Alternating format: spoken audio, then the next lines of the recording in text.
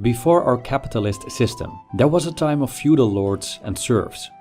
A small elite, the feudal lords, controlled the land, wealth and power, while the majority, the serfs, lived in profound dependence, working on the lord's land.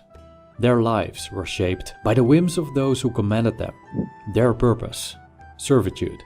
And would they, for whatever reason, fall out of favor with the elite, then they had a big problem. It could mean the end of their lives. But times changed. Humanity moved toward a different system that offered the majority more opportunities and mobility.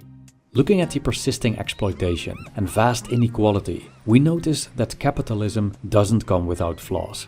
Most people survive by exchanging their time and labor for wages, while capitalists profit from their work. Still, compared to feudalism, capitalism provides more personal freedom. To an extent, we can shape our lives instead of being condemned to servitude. However, according to some, capitalism as we know it has been dying a slow death. But instead of moving toward a better system, as the serfs did before us, we're falling into something worse, much worse. At least, according to Yanis Varoufakis, who lays out his analysis in his book Technofeudalism, What Killed Capitalism. So what is technofeudalism? How does it affect us? And why is it important to talk about it? Fear not, I'll keep the economics talk as short and straightforward as possible. For a more detailed overview of the economics and history of technofeudalism, I would recommend reading Varoufakis' book. I'm more interested in what technofeudalism, if it's truly taking shape, means for ordinary people like you and me. How does it impact things like freedom, self-reliance, or mental health? What about our working conditions, privacy, and a gap between poor and rich? And how do we deal with all of this? Making this video aroused mixed feelings. Not because I disliked the topic, it's fascinating, but it's also pretty unsettling. I'll reflect on this a bit at the end. Let's explore technofeudalism and what it means for our lives and overall well-being. If you want to support this channel, join my Patreon page, become a YouTube member, or check out my books and merchandise. My novel, The Urge: Fall of a Stoic, has been received quite well so far, so I hope you'll give it a try. Thank you.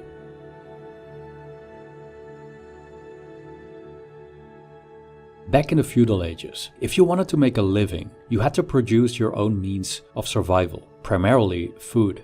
But to grow food, you needed land. And land wasn't something you could simply buy. It wasn't a commodity in a modern sense. Instead, it was controlled by the nobility and passed down through inheritance, conquest, or royal decree. This rigid system meant that those who didn't own land, the peasants, had no other outlook than to work as serfs on the land of the feudal lords. I quote, "During the feudal era, which became properly entrenched across Europe in the 12th century, economic life involved no economic choices. If you were born into the landed gentry, it would never cross your mind to sell your ancestors' land. And if you were born a serf, you were compelled to toil the land on the landowner's behalf, free of any illusion that one day you might own land yourself." End quote. The feudal lords didn't work. The serfs did all the labor, keeping some of their produce, while handing the rest to the lord and his vassals. This tribute typically included grain, vegetables, and other goods produced on the land. So, the serfs were bound to the land, as they economically depended entirely on the feudal lord. Now, isn't it silly to compare today's economic circumstances to those of the feudal age? Just look around. We own houses, run businesses, and get a salary in exchange for our labor. Your boss may be a prick, but by all means, he's not a feudal lord squeezing you for grain while you toil on land you can never own, utterly dependent on his whims. And yet, beneath the surface, a shift has taken place. Today, many people already work in conditions that don't involve a boss or manager, but something else. A system or platform that gives people access to work under their conditions and rules, which includes that you hand over a percentage of your earnings to these platforms. More often than not, these platforms let you decide when and how many hours you work. And the nasty middle manager bossing you around and breathing down your neck the whole day isn't part of the equation anymore. Take YouTube for example. When you're in the partnership program, you'll earn money from advertisements. As of today, 55% of your channel's revenue goes to you as the creator and 45% goes to YouTube. As long as you stay within the guidelines, you have creative freedom. And if you get lots of views consistently, you could even turn YouTube into a full-time job. This sounds pretty good, doesn't it? For many, including myself, it's a massive opportunity to monetize creativity. I owe a lot to this platform, so I'm grateful. This channel wouldn't exist without it. But the good stuff aside, Varoufakis would say that this arrangement I have with YouTube is in fact an example of technofeudalism, which makes me, well, a serf. See, YouTube itself doesn't create content, except for some instructional and informational videos about the platform. The vast majority of the content is created by its users. So its main product isn't made by YouTube itself. Unlike Ford, for example, which manufactures its own products, cars, YouTube relies entirely on user-generated content. Thus, YouTube provides the platform, while creators do the work and share a portion of their revenue with YouTube, what Yanis Varoufakis calls cloud rent. In other words, creators rent a digital space on YouTube, paying for it with a cut of their earnings. So Varoufakis points out that this cut is essentially no different from the portion of produce that the serfs paid to their lords. But there's more. Let's look at another super platform owned by a guy who likes yachts. So much so that he bought one worth $500 million. Long live capitalism, right? Varoufakis would correct me and say, it's not capitalism, it's technofeudalism what we're seeing here. From the technofeudalist perspective, Jeff Bezos is the quintessential technofeudal lord, which I'll illustrate right now.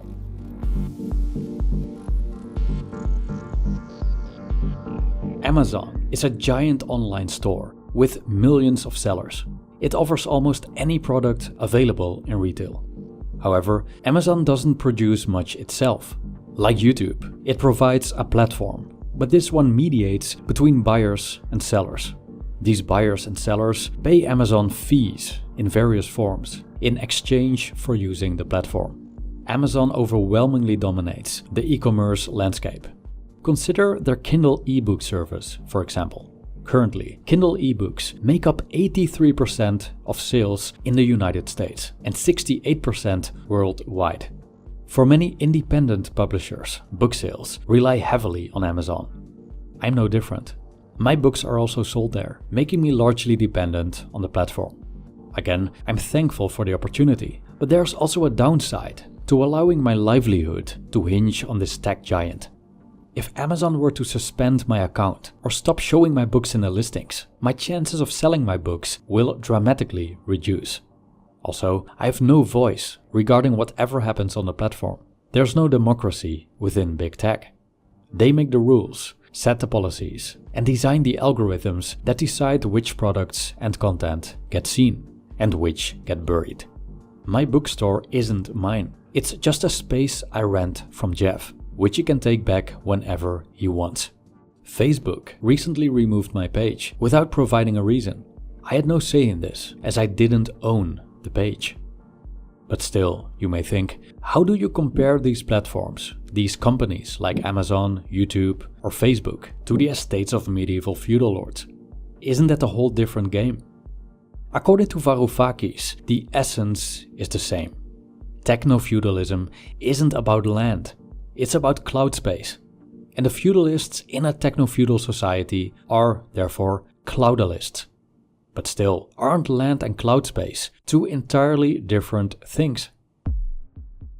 Varoufakis compares the early internet to the medieval commons, land no one truly owned, where peasants could freely grow food. Over time, landlords fenced off these commons for private use, known as the enclosures, leaving peasants dependent on the landlords to access land and making a living. Now, like these landlords enclosed the common lands, Big Tech enclosed the internet. As the early internet consisted of numerous independent spaces, like your auntie's recipe website, or the old Final Fantasy online internet forums I used to hang out as a teen, Big Tech turned it into giant enclosures owned by powerful platforms, home to millions of techno-feudal serfs, sustained by the low-wage workers Varoufakis calls cloud proles. According to Varoufakis, the shift from capitalism to techno-feudalism has many consequences, not just for how we work or conduct business, but also for our lives in general. Suppose we go along with this whole concept of techno-feudalism. What are the effects of this system? What do our lives look like within a techno-feudalist society? Let's start with the individuals earning their livelihoods through today's online platforms. Imagine you're a driver. You've been driving for years, for several taxi companies and as a private chauffeur, and you're pretty good at it. Now imagine that at some point, the only way to make a living using your skills is through specific online platforms. Moreover, using these platforms means giving them a share of your earnings. You're essentially paying rent to work. The platform owners don't drive themselves. They sit back and watch those forced to use their platform generate income for them, making them incredibly rich. For many drivers, what I just described is a reality as they're working for such platforms, and often their livelihoods depend on it. A well-known example is Uber, where people use their private cars to transport people. Both driver and client use the same platform, which serves as a mediator and takes a share of the driver's earnings.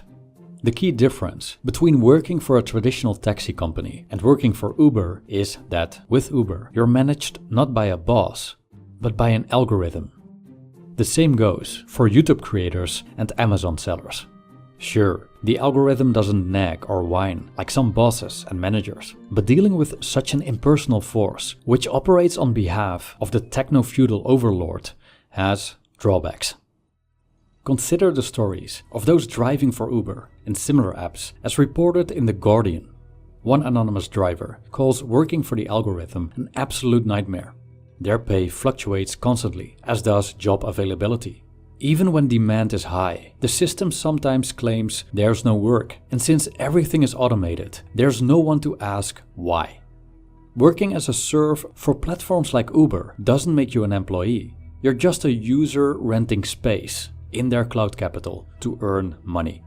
If they want you gone, they don't need to follow labor laws. They can simply suspend your account. Usually, when you get terminated as an employee, you just find another job. But if your livelihood is driving to transport people or delivering food and you're banned from one of these platforms, your chances of making an income with your labor vastly reduce. For example, platforms like Grab and Gojek have monopolized the motorcycle taxi business in several Southeast Asian countries. Those banned from these platforms are pretty much out of options. Or, as Gen Z would say, they're cooked. But I hear you think, there must be a good reason to ban someone from these platforms if the consequences are so drastic. Not really. Many drivers have been banned without explanation or for trivial reasons, like a slightly longer wait time. And again, there's no one to talk to. Regaining access to the platform is sometimes possible, but from what I've heard, the process is nothing short of Kafkaesque. I experienced the same when Facebook banned my page. There was no one to talk to and no clear way to appeal. As platforms expand, we may soon have no alternative but to work for them. Many shops already largely depend on platforms like Amazon, eBay, or Temu, which turns them into serfs rather than independent sellers. Without these platforms, they're practically invisible to customers who prefer to buy there because of their reliability, logistics, and other perks. Now imagine if every industry becomes absorbed into digital enclosures. What happens to our autonomy? From an existentialist perspective, if our survival depends entirely on obeying algorithms all day, are we still individual subjects with agency, or merely objects being utilized? If platforms set the terms of our lives, can we truly consider ourselves free, thus free to shape meaningful lives and live authentically? Or are we trapped in an essence like the serfs of the past, which is servitude? And if our default mode of existence involves being a pawn controlled by an algorithm, what does that say about human dignity? Now that we have explored the techno-feudalist serf, let's turn to the consumer. After all, the serfs might have it rough, but at least the customers benefit, right? Just consider the convenience, security, and reliability these platforms offer. It's a blessing compared to how things were before. But is there a catch? Varoufaki's work shows a large, ugly monster looming in the shadows, preying on those using these services. If there's one thing advertisers are masters at, it's creating desire. I mean, people usually don't think of buying 2 large buckets of Quick and Bright by themselves. It's because they've seen the advertisements on TV that planted this idea, this desire to have this product in their minds. A good commercial pushes people's buttons. And if you want to advertise effectively, you make sure your message reaches the right audience. For example, trying to sell soy milk to someone following a carnivore diet is probably not a good idea. Trying to sell a Tesla to a Buddhist monk won't be that effective either. So how does advertising work in a techno-feudalist system? The moon's distance is Meet Amazon Alexa, a cute device with an irresistible voice who claims she exists purely to improve your life. Moreover, Alexa invites you to train her. After all, the more she knows about your desires and preferences, the better she can serve you. But behind Alexa's helpful facade hides a different reality. Apparently, Alexa keeps voice recordings and user interactions. There have been instances where it recorded private conversations without the user's knowledge. It uses the information it collects about you for targeted advertisements and for who knows what other purposes. Amazon Alexa is just an example of how platforms gather user information. Facebook, Instagram, and Google do the same thing. Google may know more about you than your spouse, especially about what you're doing when he or she is not around. We're exchanging essentially our privacy for access to their services, such as building our social media presence on Instagram or asking Google Assistant to open our curtains in the morning. Have you ever wondered why most social media are free to use? Is it just Zuckerberg being the benign philanthropist who wants to share his technology freely to improve our lives? Of course not. People putting their whole lives on Facebook makes it a goldmine of information about our tastes, preferences, activities, and so forth. It's the perfect marketing tool. We can use Facebook for free because we are the product.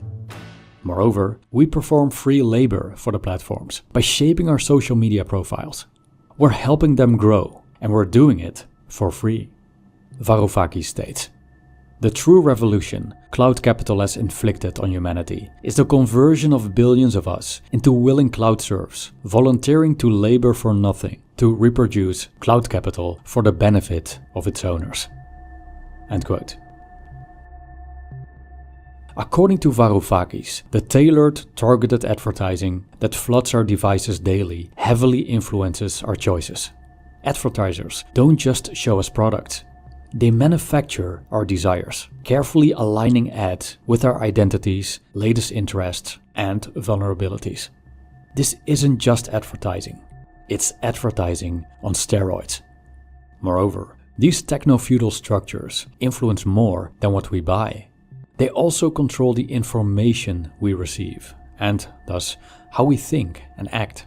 Because these platforms know us so well, their algorithms know which content will likely engage us and keep us on the platform. It seems a nice idea that we only get to see things we're interested in, but it also leads to a very distorted image of reality. For example, if you have particular political views, you'll see not just content related to these views, but also what generally makes your blood boil. Rage bait gets clicks. The algorithms know that very well. If you hate, let's say, people pooping in the streets, you can be sure that the algorithm floods you with content about such people, eventually leading you to believe someone is defecating in every alley and on every street corner. Aside from a distorted reality, this hyper-selective information consumption can also lead to the formation of echo chambers, which often breeds radicalization and, in some cases, violence. Controlling the information means influencing people's thoughts, which determines people's actions. If you want to influence elections, for example, controlling the information is key, which is what the Nazis knew very well back then. The danger of technofeudalism is that a tiny elite that governs the cloud capital controls the information supply in ways Joseph Goebbels could only dream of. It's no coincidence that Musk bought Twitter. He recognizes the immense influence that comes with controlling this piece of cloud capital. So now that we understand how much big tech influences our behavior and thinking, we could ask ourselves, to what extent are our choices our own? There's more to technofeudalism than the basics I covered in this video, such as its global impact and how it's leading us into a new Cold War. I also didn't dive deep into capitalism, which, according to Varoufakis' perspective, gave birth to technofeudalism. You'll find these things and more in the book Technofeudalism: What Killed Capitalism. As mentioned in the introduction, I made this video with mixed feelings. Considering today's global affairs, this video feels like throwing another piece of doom and gloom on the trash heap, so I wonder if it benefits my audience. At the same time, I think it's an important subject, as it concerns pretty much everyone. So I want to end this essay by considering how to deal with these changing circumstances.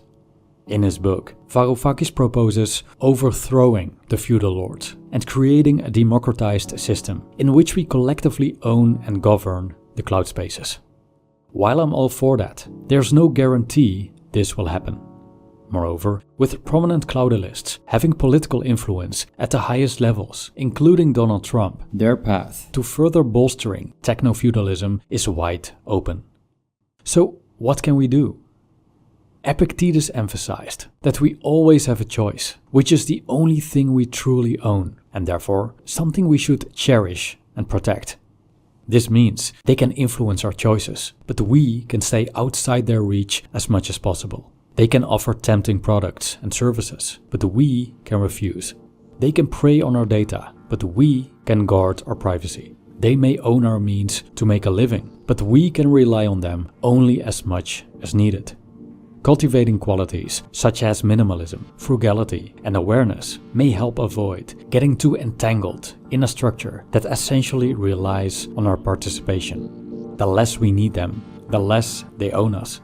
If technofeudalism keeps unfolding, having some independence purchased by the qualities mentioned is better than none. It's worth fighting for. Thank you for watching.